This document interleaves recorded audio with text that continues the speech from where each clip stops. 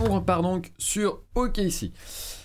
Le Oklahoma City Thunder. La saison passée pour le Thunder était, moi je trouve, assez éclairante dans le processus de reconstruction. Encore une fois, on est dans un processus de reconstruction. Encore une fois, en termes de compétitivité, ça va pas être là que l'intérêt va se porter. Donc on va moins parler de cet aspect des choses. Mais par contre, on va parler du corps de jeunes joueurs qui est établi, qui va pouvoir participer au futur de la franchise. Quels sont les joueurs qui ont montré assez de choses, de potentiel pour pouvoir être espérés comme des joueurs clés dans le futur et dans les ambitions futures de la franchise. À ce niveau-là, moi je trouve que la saison passée a été importante et très intéressante du côté de KC, et notamment pour un joueur, un rookie, un meneur, Josh Giddey, bien évidemment.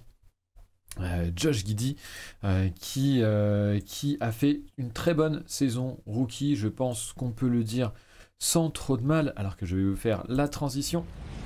Appelez vers bien évidemment notre preview et notre illustration signé Jordan. Encore une fois, bien sûr, la franchise de KC, c'est la franchise de Shai Gilgeous-Alexander, qui fait déjà partie de ce corps de jeunes joueurs sur lesquels la franchise peut compter, pratiquement All-Star, en tout cas niveau All-Star, qui rentre dans son contrat max, re-signature la saison passée, mais il avait encore 1 an de contrat rookie à faire. Et qui rentre du coup cette saison dans son contrat max, c'est Shai Gilgeous-Alexander, qui est vraiment bien évidemment un joueur exceptionnel, notamment dans l'attaque du panier. On parlait tout à l'heure de drive avec Cade et avec Jaden Ivey. Shai est un autre de ces meneurs, de ces guards qui peut attaquer le panier et finir au cercle avec une excellente efficacité, Shai a fait un début de saison en demi-teinte qui a dû prendre beaucoup plus de pull-up dans son jeu, de pull-up notamment à 3 points à l'extérieur, parce que tout simplement il était un petit peu seul dans cette équipe de KC à pouvoir apporter du danger balle en main. Et c'est vrai que du coup son efficacité a terriblement chuté. Il s'est rattrapé finalement au fur et à mesure de la saison. Mais il a aussi été absent, les blessures, on va y revenir, ça a été un peu aussi un des problèmes de KC, récurrent maintenant, mais bien évidemment, l'autre joueur qui a été très intéressant, et j'y reviens, c'est bien sûr le rookie Josh Giddey. Je vais pouvoir mettre la preview et vous l'afficher à l'écran. Josh Giddey donc, qui a fait une excellente saison rookie dans un rôle de meneur playmaker, avant tout avec des limitations au scoring, mais malgré tout une organisation de jeu et un playmaking élite, pratiquement élite, pas encore élite. Je trouve qu'il a encore un petit peu des choses à améliorer dans notamment la propreté et aussi dans la manipulation pour vraiment atteindre ce niveau, mais qui est déjà un très bon playmaker, puisque il trouve toujours le coéquipier ouvert, profite parfaitement des décalages, notamment sur pick and roll, pour pouvoir trouver son intérieur, mais aussi des extérieurs en profitant de l'aide que le pick and roll va amener sur la phase offensive. Donc un playmaker vraiment élite et quelqu'un sur lequel la franchise va pouvoir du coup construire. Je parlais tout à l'heure de corps, de jeunes joueurs qui peuvent prétendre à rester dans le futur de la franchise et s'installer comme des joueurs clés. On a parlé de Shai, qui est bien évidemment évident, de Josh Giddey donc, et le troisième larron qui signait un nouveau contrat cet été sur 5 ans, dont 4 garanties pour à peu près 85 millions de dollars. Je n'ai pas exactement les chiffres, mais c'est à petit peu près ça.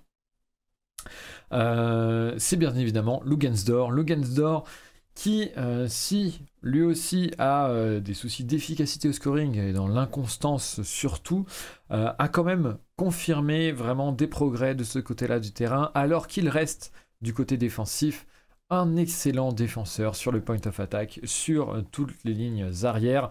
C'est un joueur vraiment dont tous les contenders au titre rêveraient, le 3&D presque parfait.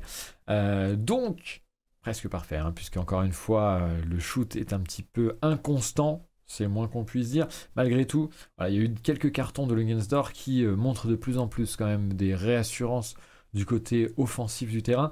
Et ça nous forme donc un trio de jeunes joueurs très intéressants et qui peut clairement s'inscrire dans le futur de la franchise. Et déjà, moi je trouve que ça c'est une très bonne marche en avant dans la reconstruction, d'avoir assez de talent pour commencer à avoir un corps très défini. Je pense que c'est une des étapes très importantes pour une franchise en reconstruction.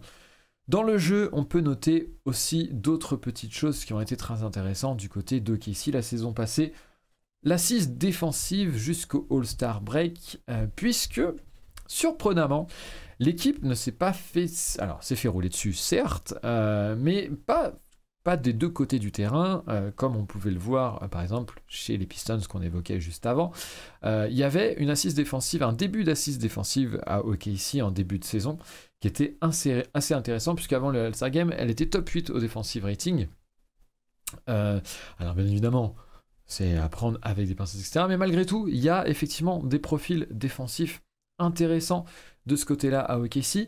Déjà, un duo de jeunes intérieurs qui était meilleur qu'on pouvait s'y attendre avec Jeremiah Earl Robinson et Darius Bazley, surtout, qui montrent des capacités de ce côté-là du terrain.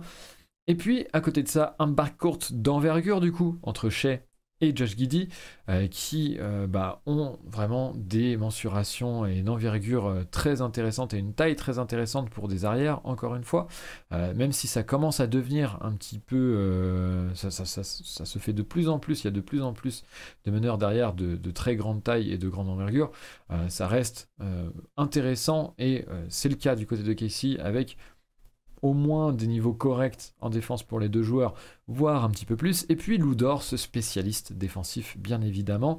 Et puis surtout, un rebond défensif collectif très intéressant, puisque c'est une des équipes OKC, il me semble, qui sont 5e à la fin de la saison au rebond défensif. Et qui, du coup, assurait pas mal de ce côté-là du terrain. Encore une fois, c'est pas pour autant qu'il n'y a pas des choses à aller améliorer de ce côté-là du terrain, et c'est pas pour autant que c'est une assise défensive qui est parfaite, et on a vu que ça a pu plonger après le All-Star Game, alors aussi en partie à cause des blessures, hein, beaucoup de blessures post-All-Star Game, donc c'est ça qui fait aussi plonger l'équipe dans la seconde partie de saison. Malgré tout, on peut se dire qu'il y a des choses sur lesquelles construire défensivement, et comme je le disais par rapport avec les Pistons tout à l'heure, je pense que c'est très intéressant pour une équipe en construction de réussir à avoir une assise défensive, parce que c'est ça de gérer pour la suite, et c'est surtout, ça permet d'avoir des ambitions revues à la hausse, donc très important, très intéressant, et vous le verrez plus tard dans ces previews, il y a d'autres équipes qui notamment se situent dans le Texas et ont un logo en forme de fusée, pour lequel je suis beaucoup plus douteux sur les capacités défensives, et qui, je pense, pourrait retarder beaucoup plus l'aspect reconstruction. Mais on en parlera, bien évidemment, beaucoup plus tard. Offensivement, par contre, c'était vraiment un chantier, cette équipe, qui subit globalement, je trouve, le manque de finition. On parlait de Détroit tout à l'heure, et notamment des intérieurs à l'intérieur, et des intérieurs à l'intérieur, merci, magnifique pléonasme, excusez-moi, des intérieurs du coup dans l'attaque du panier et dans la finition proche du cercle. On parlait aussi du manque de 3 points et de shoot extérieur. Ok, ici, il y a quand même des choses similaires et des problématiques similaires, puisque avec le manque quand même offensif d'efficacité de Josh Giddey, pourtant un des premiers ou seconds initiateurs, en tout cas, en alternance avec Shai, le problème étant que du coup il n'y a que Shai qui devient une réelle menace aux 3 niveaux, et surtout à l'intérieur et sur le shoot extérieur, et qui puisse se créer lui-même son propre shoot. Donc du coup ça devient compliqué pour cette équipe de survivre avec cette seule menace de Shai, et avec un Shai qui, on l'a vu tout à l'heure, a eu un début compliqué au shoot et en termes d'efficacité. Néanmoins, on va le voir si, encore une fois, on touche du bois, et ça va être un des enjeux de cette équipe de rester en bonne santé, parce qu'elle n'a jamais pu pour l'instant rester en bonne santé. aucun de ses joueurs majeurs, hein, que ce soit Shea, que ce soit Luggensdor, mais aussi, on l'a vu, Giddey a pas loupé pas mal de matchs la saison passée. On espère qu'ils vont pouvoir enchaîner ensemble pour pouvoir de plus en plus jouer ensemble et avoir une complémentarité, créer une complémentarité. Giddey, SGA, bien évidemment, au poste 1 et 2 sur les lignes arrières en tant que backcourt, parce qu'il y a des choses intéressantes à voir avec notamment Giddey comme second playmaker et un playmaker tout en réaction qui profiterait des premiers décalages créés par Shea sur le pick and roll, sur le drive par exemple, pour pouvoir ensuite faire une swing pass ou des choses comme ça après avoir reçu la balle sur le premier décalage de Shea. C'est quelque chose, des petits glimpses qu'on a pu entreapercevoir dans la saison et qui moi me semble très intéressante pour décupler les décalages faits par cette équipe.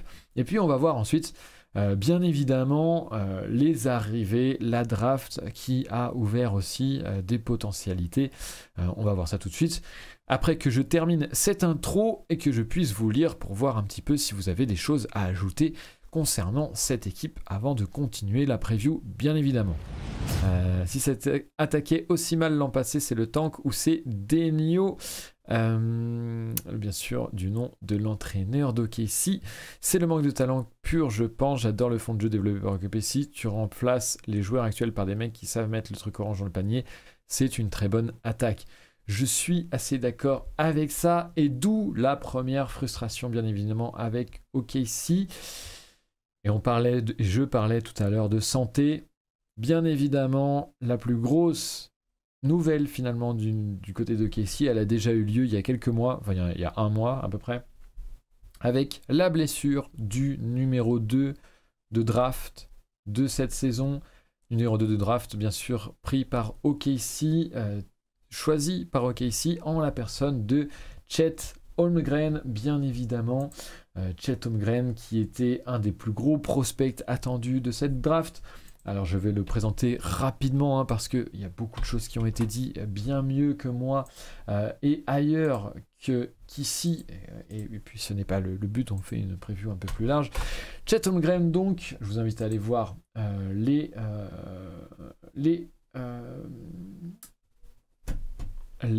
tout ce qui a été dit dessus, sur lui, sur envergure bien sûr, et notamment le podcast qui est vraiment parfait. Il y a 2 podcasts d'ailleurs dessus qui sont parfaits, qui est potentiellement un défenseur générationnel et en tout cas une encre défensive et dissuasive sur lequel construire. On a parlé de défense, on parlait d'assises défensives tout à l'heure avec cette équipe de Casey.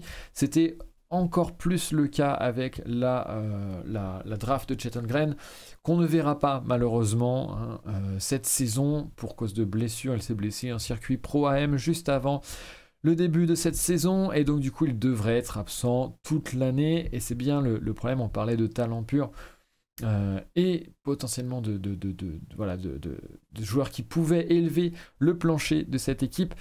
C'est bien sûr, Chet Holmgren fait partie bien sûr de ce genre de joueurs, de ce genre de prospects qui peuvent faire toute la différence sur un projet. Et malheureusement, on ne le verra pas cette saison. Malgré tout, on va revenir un petit peu sur son profil, puisque je vous ai dit que ces previews s'axaient sur un axe un petit peu plus reconstruction globale et sur ce qu'on peut attendre de la reconstruction sur plusieurs années. Qu'est-ce qu'on peut améliorer, qu'est-ce qui sont les points à revoir sur l'entièreté des saisons à venir, qu'est-ce qui est à développer, quelles sont les faiblesses et autres. Donc Chet Holmgren, c'est avant tout une licorne à l'intérieur de 2m15 pour 2m30 d'envergure et non pas 23m30 comme j'ai pu le noter dans mes notes, ce qui semble vraiment incroyable, et surtout une licorne dans le sens où pour cette envergure, pour cette taille, il a une mobilité rarement vue, un handle rarement vu, et aussi le penchant inverse, un physique un peu plus frêle. Ça a été beaucoup discuté avec Chet, peut-être un petit peu à tort, puisqu'en fait en réalité il arrive quand même à plutôt bien gérer l'impact physique, notamment sur des match-ups plus compliqués, parce que c'est ça qui est très intéressant avec Chet Holmgren, c'est que c'est un système défensif à lui tout seul, et il réussit, malgré son physique un petit peu moindre, un petit peu moins costaud, de par son timing, de par son positionnement, à constamment venir contribuer dans la dissuasion, proche du cercle, à être une menace réellement dans la protection d'arceau et à réussir vraiment à dissuader toutes les tentatives à l'arceau et donc forcément élever le plancher défensif d'une équipe à lui seul, certainement, potentiellement en tout cas. Très certainement un ancrage défensif pour n'importe quelle équipe qui l'aurait choisi. Et donc pour OKC, c'est forcément un axe sur lequel pouvoir espérer quelque chose un plancher quand même assez élevé. Et puis peut-être on le verra par la suite, et c'est tout ce qu'on espère pour les fans du Thunder, un défenseur générationnel peut-être dans cet axe-là du terrain. C'est tout ce qu'on vous souhaite en tout cas, supporter du Thunder, un défenseur intelligent donc, et qui en plus de ça montre des choses de l'autre côté du terrain. On parle un petit peu de son handle, alors qui certes n'est pas parfait, mais qui est déjà impressionnant pour sa taille, et donc qui peut faire l'objet d'une amélioration et surtout d'un axe intéressant offensivement pour l'équipe, pour son équipe, mais également au shoot à 3 points, puisqu'il est plus que compétent au shoot, au catch and shoot, mais aussi sur pick and pop, donc une vraie arme offensive de ces deux côtés-là du terrain. C'est aussi un joueur qui est capable de remonter du coup le ballon en transition, on parlait de dribble tout à l'heure, donc de prendre son rebond, de remonter le ballon et pourquoi pas de pull-up en transition à 3 points, c'est quelque chose qu'il fait assez bien, et d'ailleurs avec un bon pourcentage, surtout sur la tête de raquette, donc encore une arme intéressante dans son escarcelle. Un mot que peu de gens utilisent, j'ai 65 ans, voilà. Néanmoins, c'est vrai que par rapport à d'autres de la QV, on pense notamment à Paolo Banchero, il a moins ce profil de bucket maker, bucket getter, de joueur qui, vraiment par sa seule présence, va révolutionner une attaque. C'est pas forcément un joueur non plus d'ISO, et qui offensivement va jouer le 1 contre 1 à toutes les sauces et va initier un jeu offensif pour lui seul. Parce que c'est vrai que, encore une fois, son dribble n'est pas non plus parfait, c'est-à-dire que pour un grand, c'est déjà très, très bon et il peut remonter la balle en contre-attaque ou autre. Malgré tout, il a un dribble, un centre de gravité assez haut et donc du coup un dribble assez haut et donc du coup, il peut quand même se faire pickpocketer, même si c'est pas du tout un verbe français, mais vous m'excuserez maintenant. Donc voilà, quelques limitations. Pareil, c'est pas non plus un joueur qui va, même s'il peut shooter, comme je vous l'ai dit, en transition ou sur le pull-up à 3 points, il est loin d'être ridicule, notamment avec sa release, je ne sais pas comment on le dit en français, voilà, très haut, il réussit à lâcher le ballon très haut sur son shoot, donc du coup c'est très intéressant parce que beaucoup plus difficile à contester, bien évidemment, mais voilà, il y a quand même c'est pas pour autant qu'il va pouvoir mettre des step back à 3 points à toute sauce. Après, ça reste un intérieur.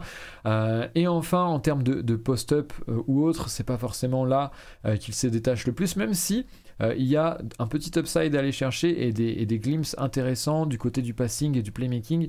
Il se trouve assez correct à ce niveau-là. Il a des petits, et c'est pas un intérieur qui va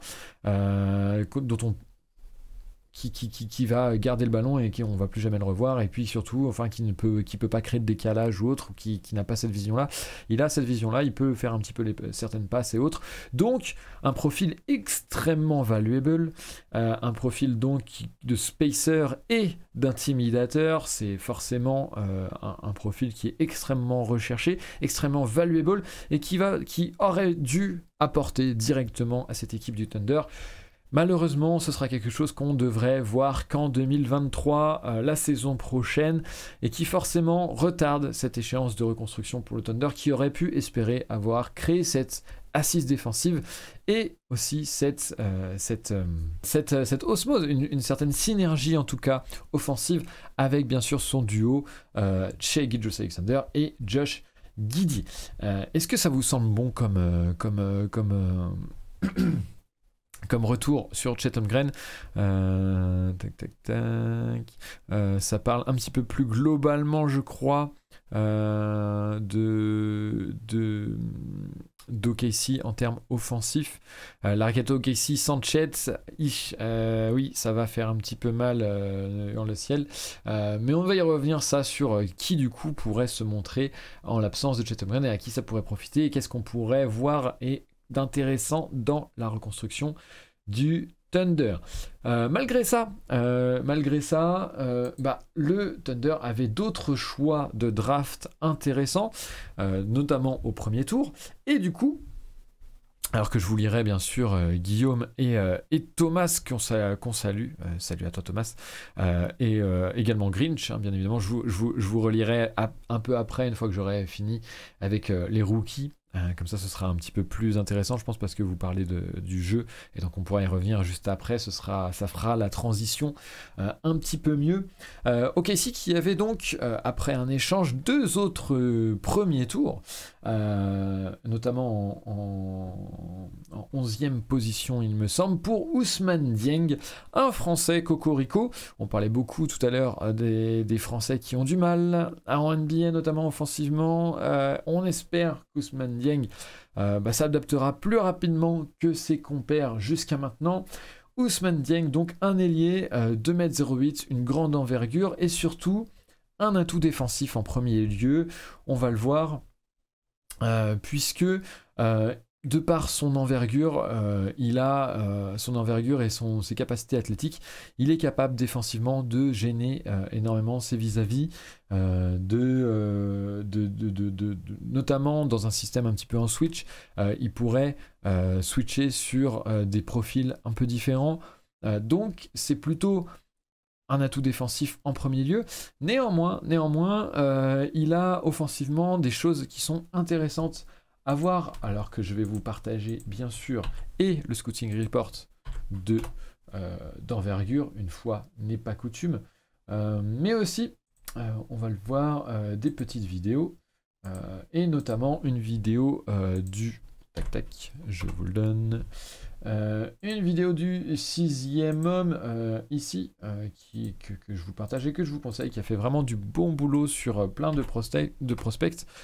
Donc allez voir, tout est en français, ça fait plaisir. Je sais que souvent on partage des contenus anglophones. Là, pour une fois, il y a un contenu francophone, donc je vous invite fortement à aller voir ça, mais je vais vous laisser ça derrière, ce sera un peu plus sympa parce qu'il y a un petit peu plus d'highlights. Voilà. Ousmane Dieng, donc, un fort potentiel défensif avant tout, notamment sur une défense en switch potentiellement, où il pourrait garder différents types de profils à l'extérieur. Donc ça, c'est quelque chose forcément qui ça fait partie des profils assez recherchés, bien sûr, mais qui offensivement est intéressant aussi, puisque notamment à la vision de jeu et sur le playmaking, il montre vraiment des choses intéressantes pour un ailier. C'est quelqu'un qui a une bonne vision de jeu, même sur des choses comme le pick and roll, en transition bien évidemment sur des décalages, mais en plus de ça sur des choses comme le pick and roll, et donc qui pourrait en tant que créateur bien évidemment secondaire, tertiaire, voire apporter des choses aussi dans ce secteur. Un handle qui est plutôt bon et qui permet d'envisager une création en ISO à terme peut-être, même si voilà, encore une fois, le handle, j'ai toujours tendance à dire que il y a toujours une adaptation malgré tout à l'arrivée dans la ligue, et rares sont les handle ready, si je puis m'exprimer ainsi. Ce sera certainement aussi son cas. C'est un joueur aussi qui a l'air de marcher beaucoup à la confiance, et qui s'installe dans la durée s'il arrive à enchaîner. C'est ce qui a été fait notamment. Il jouait sa dernière année, il a joué en ligue australienne. Il a eu beaucoup de mal au début de la saison, et puis il a réussi finalement à s'adapter, et en prenant du rythme, il a vraiment évolué dans énormément de catégories de son jeu, et notamment sur le shoot. Le shoot qui est en amélioration en tout cas, donc qui était vraiment assez abyssal, et qui a vraiment fini par se stabiliser pour atteindre des sphères plus ou moins correctes. Et donc du coup on peut penser que voilà, ça peut être un secteur là encore de progression potentielle pour l'ailier français. Un joueur du coup, comme je l'ai dit encore une fois, au potentiel défensif en premier lieu, et qui a de l'upside, des upsides intéressants du côté offensif, mais qu'il faudra mettre en confiance et qu'il faudra réussir à mettre dans une certaine continuité. On espère pas de blessure, bien sûr, et on espère du coup qu'il réussira à se mettre en jambes offensivement du côté du terrain et qu'on pourra voir de cet upside-là offensif dans les années à venir pour le français qui a une grosse limitation pour l'instant, c'est dans l'attaque du panier, puisqu'il a du mal à gérer le contact, il explose pas mal sur le contact au niveau des lay-ups, et il a quand même ce problème de finition à l'arceau, donc voilà, c'est à peu près en tout cas moi ce que j'ai pu voir sur son scouting report. Encore une fois, loin d'être un spécialiste, je vous renvoie surtout aux ressources que j'ai pu citer, et c'est grâce auxquelles je peux faire un petit peu, je peux en parler un petit peu. Alors que Hurleciel est arrivé dans le chat, bienvenue à toi, bien sûr, bonsoir, ça nous fait très plaisir de t'avoir. Mais comme le dit quand tu fais 2m10 et que tu portes la balle, ça c'est Thomas qui nous en parle, faut être suffisamment bon pour justifier de lui donner la balle et pas aux autres, soit être un trendy. Pour le moment il a ni le tree ni le D. Ça fonctionne aussi avec Poku d'ailleurs, c'est vrai, et Poku on pourra y revenir sur la fin. Perso, j'aimerais bien voir un duo Ousmane, Dieng, Jalen Williams en sortie de banc, ça peut être vachement dynamique.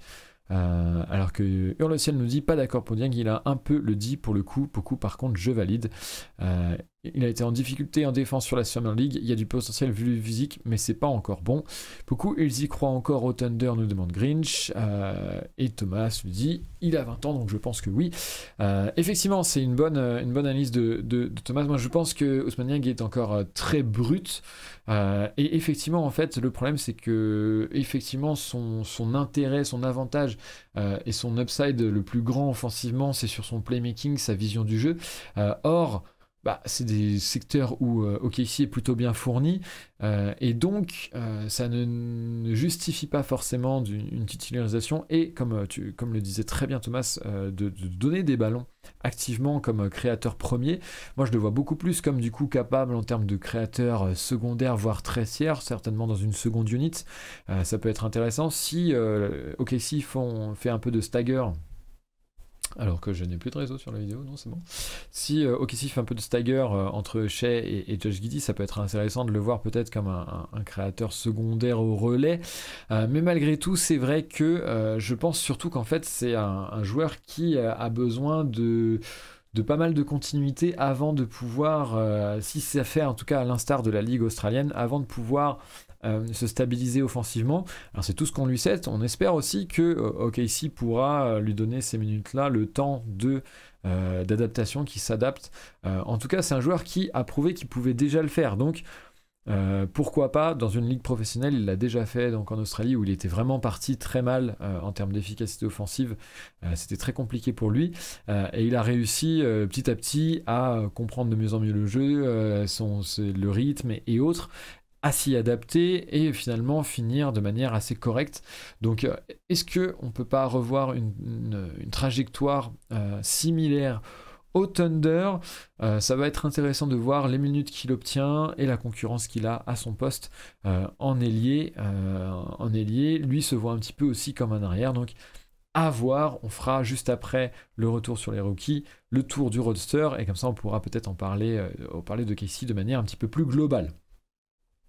Merci en tout cas pour ces précisions et je suis tout à fait d'accord avec toi Thomas, donc c'était parfait, ça me permettait d'en parler un petit peu plus précisément.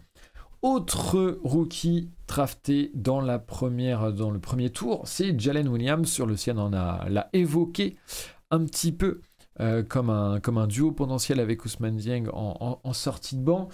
Jalen Williams, un autre ailier, et j'en profite pour encore une fois vous envoyer le scouting report. Alors un arrière ailier, parce que c'est vrai qu'il est un petit peu petit pour le coup, et plus petit qu'Ousmane Dieng, puisque vous le voyez, il est mesuré à 1m98, mais avec une envergure de presque 2m20, 2m18 d'envergure, et qui a, moi je trouve ça intéressant, parce qu'il y a, je trouve, un profil assez similaire, on peut le dire, à Ousmane Dieng, avec peut-être un aspect offensif peut-être un peu plus NBA ready, en tout cas un petit peu plus avancé que le français. Encore une fois, un bon joueur dans le playmaking et la création offensive, à l'instar du français, mais un shoot extérieur un petit peu meilleur, je pense, que le français. C'est peut-être là que le cut se fait. Par contre, défensivement, qui est certainement moins bon, en tout cas un petit peu moins discipliné, un petit peu moins intelligent, et donc du coup qui devrait, voilà, dans ces années rookie, pêcher de ce côté-là du terrain, malgré encore une fois une envergure qui peut envisager un upside certain. Donc il y a cet aspect où je pense qu'il peut y avoir une complémentarité, comme le disait Hurle-Ciel, entre les deux. Alors que Thomas nous dit Jalen Williams, sur son côté arrière qui porte la balle, aime créer avec un style de Folland. Il me fait penser à Young James Harden, époque OKC.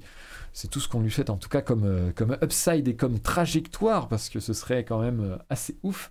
Néanmoins, bon, c'est pas trop là non plus qu'il est projeté, pas à ce point-là, mais c'est tout ce qu'on lui souhaite. Plus grand écart taille envergure de la draft, nous dit Hurle-Ciel. Et donc, un autre ailier arrière qui peut être intéressant sur les lignes arrière du Thunder, qui, on va le voir, et je pense passer au roadster. Et n'hésitez pas à améliorer ce scouting report, vraiment très, très succinct de ma part dans le chat, je vous lirai bien évidemment. Mais OKC qui, en termes de roadster, on va le voir, donc c'est renforcé à l'aile avec ces deux joueurs, mais a un point d'interrogation en plus à l'intérieur et des réponses à apporter cette saison avec notamment l'absence de Chet Holmgren. On va pouvoir faire peut-être un peu le tri des profils à garder pour l'intérieur, bien sûr, dans cette équipe d'OKC. Au poste de meneur, on a Josh Giddey, Ty Jerome, Théo Malédon et Treman. Au poste d'arrière, Luguensdor, Shai Gilgeous-Alexander, Vid Kricic, Aaron Wiggins et Jalen Williams. En ailier, Ousmane Dieng, Eugène Omoruyi et Kenrich Williams. En ailier fort, Darius Bazley, Alexei Pokusevski, Jalen Williams. Et en pivot, Derek Favors, Chet Holmgren, Mike Muscala et Jeremiah Robinson Earl. Voilà un petit peu pour le tour du roadster d'OKC.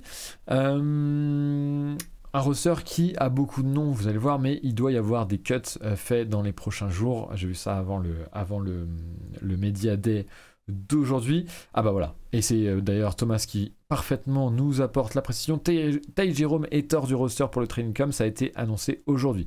Bah, merci pour la précision, je l'avais loupé, et comme ça vous l'avez en live, c'est parfait. Encore une fois, la beauté du live, et ça nous permet voilà, d'avoir des infos en plus. Chet Holmgren donc est absent pour la saison. Cela veut dire bien évidemment que à l'intérieur des profils vont pouvoir avoir plus de minutes et on va avoir des réponses potentielles quant bien évidemment à la viabilité dans le projet d'un joueur comme Jeremiah Robinson Earl, de Darius Bazley, qui montrait des choses intéressantes, notamment défensivement. Est-ce que ça va être potentiellement quelqu'un qui va pouvoir s'intégrer à côté de Chet Holmgren dans un 5 futur en tant que small ball 5 peut-être? C'est une des questions que va pouvoir soulever cette saison. Jeremiah Robinson Earl va-t-il pouvoir prendre des minutes également sur ce poste 5 à côté de Chet Holmgren? Ça va être intéressant. Ça va être intéressant de voir comment la protection de cercle peut être envisagée au sein de cette équipe d'OKC. Si par exemple on avait déjà un pivot qui pouvait le faire, on pense notamment à Darius Bazley qui peut potentiellement le faire, avec deux joueurs qui pourraient avec Chet Holmgren le faire et dont l'un des deux intérieurs pourrait du coup agir en tant que roamer, donc venir du côté faible pour pouvoir aider dans cette dissuasion et d'avoir une double dissuasion comme on peut le voir un petit peu aux Bucks dans une moindre mesure bien évidemment. Alors dans une moindre mesure à OKC et dans une plus grande mesure aux Bucks pour l'instant avec Brook Lopez et Giannis Antetokounmpo. Je pense que moi c'est une des choses que j'attends le plus de cette saison en termes de réponse vis-à-vis d'OKC, parce que c'est quelque chose qu'il va falloir savoir, qui sera intéressant de pouvoir anticiper vis-à-vis de Chet Holmgren vu qu'il y a une saison de perdu dans la reconstruction, en tout cas une saison moins intéressante dans son intégration, enfin une saison de perdu dans son intégration aussi, on peut le dire, donc il va falloir être prêt vis-à-vis de ça, donc je pense que ça peut être quelque chose d'intéressant. Et enfin, on parlait tout à l'heure de la finition et aussi du manque de talent pur offensif. Comment est-ce que offensivement, est-ce que voilà, à l'intérieur, on peut imaginer cela suffisant? Est-ce qu'on peut imaginer que c'est suffisant au shoot, notamment à OKC? On parlait tout à l'heure de Détroit et des difficultés là-dessus. Là encore, Chet Holmgren est un ajout intéressant parce que c'est un intérieur qui peut vraiment apporter du spacing et shooter à l'extérieur. Malgré tout, bah, voilà, l'équipe ne pourra pas faire avec cette saison. Est-ce qu'il ne faudrait pas encore un autre profil qui puisse shooter à l'extérieur et attendre justement des progressions de ce côté-là du terrain, notamment, bah, encore une fois, sur le front de court, avec des intérieurs qui pourraient un peu spacer le floor, même sans aller jusqu'à 3 points, mais avoir une palette offensive un peu plus grande. On a vu que Darius Bazley, ce n'était pas forcément son cas. Est-ce que c'est peut-être pas la faiblesse du front de court et de cette équipe d'OKC et les profils à mettre en avant maintenant, puisque en plus on peut imaginer que Chet Holmgren puisse suffire, en tout cas puisse suffire avec bien sûr le début de socle défensif dont on parlait tout à l'heure, avec des meneurs et des arrières de grande envergure et un spécialiste comme le Gazor. Est-ce que le socle défensif n'est pas suffisant pour se tourner vers des profils un petit peu plus scoreurs? On a Treman qui arrive en sortie de banc. Alors Treman qui a fait qui a ce profil très scoreur, extrêmement shooter pour le coup, peut-être même un poil trop, et qui, bon, c'était une première saison rookie, mais qui est encore pas complètement tout à fait efficace, on peut le dire, en termes de pourcentage, mais qui peut apporter ça, encore une fois, sur les lignes arrière. Est-ce que ça vous parle, ces interrogations, ces enjeux-là, fans d'OKC? Comment vous voyez un petit peu cette concurrence, notamment sur le front de court? Et Thomas qui me fait un super ajout que j'avais noté pour la fin, mais que je peux faire maintenant. Alors, on parle beaucoup de shoot et c'est vrai qu'il y a un ajout cette saison qui est très intéressant de ce côté-là à notifier et qui n'est pas forcément qui n'est pas dans le cadre d'un joueur, mais plutôt du front office. C'est l'ajout de Chip Engeland, qui est un shooting coach très reconnu au sein de la ligue, qui a notamment, et c'est Thomas qui nous le dit, créé le shoot de Tony Parker et de Kawhi et qui est arrivé cet été à OKC. Une remarque qui fera plaisir aux fans des Spurs. Mais pas que. Vraiment, Chris Engeland est très réputé pour ça. Donc on parle notamment aux progressions de Josh Giddey sur ce point-là, qui a une mécanique pour le moins un petit peu particulière, qui shoot vraiment avec sa paume et qui soulève vraiment le ballon depuis le bas beaucoup. Donc ça va être intéressant de voir s'il peut y avoir aussi un upside de ce côté-là, parce que c'est vrai que Giddey puisse devenir une menace en lui-même sur le shoot extérieur, ou au moins encore un peu plus à mi-distance, pourrait quand même changer pas mal la donne du côté d'OKC. Et c'est vrai que c'est globalement frustrant, moi je trouve, OKC à cause de cette blessure de Chet Holmgren, parce que on avait vraiment un joueur qui fitait parfaitement dans ce projet, qui fit toujours parfaitement. Simplement, on va pas avoir ses bénéfices là avant un an. Donc du coup, c'est vrai que l'identité à parfaire avant son arrivée, c'est plus compliqué de l'envisager. Donc, on va revenir sur ce qu'on avait vu la saison dernière, puisque finalement, les rookies qui ont été draftés, on l'a vu, risquent d'être plutôt dans des rôles de second unit, de bench pour l'instant, et sont encore assez bruts, et il y a beaucoup de choses à mettre en place peut-être avec eux. Donc, est-ce qu'on va voir un OKC si différent de l'année passée? Malheureusement, je n'ai pas trop l'impression. Après, un OKC déjà en bonne santé, ce sera peut-être plus intéressant et enfin potentiellement un moyen de créer un socle viable pour la suite et une bonne idée, je pense, plutôt que de full tanker comme c'était en post-ASG de la saison passée. Mais ça, bien évidemment, ça va dépendre des blessures et là, bah forcément, on n'est pas forcément maître de notre destin. Je touche du bois quand même pour vous, parce que moi, et même parce que j'aime bien cette équipe de Casey, moi j'aime beaucoup Josh Giddey, donc c'est vrai que j'ai envie de pouvoir les voir jouer le maximum de matchs pour créer cette synergie ensemble et ce début de construction, bien évidemment, pour intégrer Chet Holmgren le plus rapidement possible et perdre le moins de temps possible après cette blessure. C'est clair que si le Thunder peut créer une base de jeu, sortir de la saison avec des points positifs majeurs et ajouter Chet l'an prochain, c'est le scénario idéal. C'est vraiment là que j'espère que la franchise réussira à faire quelque chose. C'est là aussi qu'on va voir la capacité de Mark Daigneault à créer des choses intéressantes. Moi, je trouve qu'il y a déjà des bases, je trouve qu'il y a déjà des entreaperçus qui peuvent nous faire dire que il y a des choses à créer potentiellement, surtout par exemple autour, j'en ai un peu parlé de SGA et de Josh Giddey. Il y a des systèmes à mettre en place qui sont intéressants, il y a des choses à faire pour aussi essayer de cacher un petit peu les faiblesses de Josh Giddey. Ça peut être intéressant de voir ce qui peut être fait.